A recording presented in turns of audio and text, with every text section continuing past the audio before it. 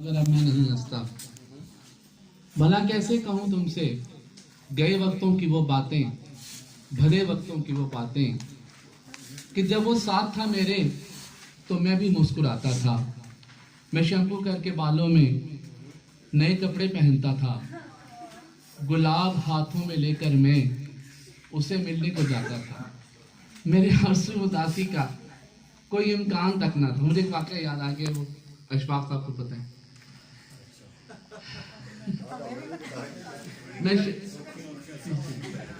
मैं शैम्पू करके बालों में नए कपड़े पहनता था, गुलाब हाथों में लेकर मैं उसे मिलने को जाता था।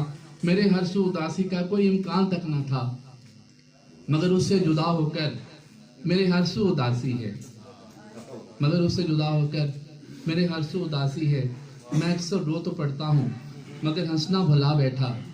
यही अलमिया मेरा, यही मेरी कहानी है। दिसंबर मुस्कुराता है, मगर अब मैं नहीं हंसता।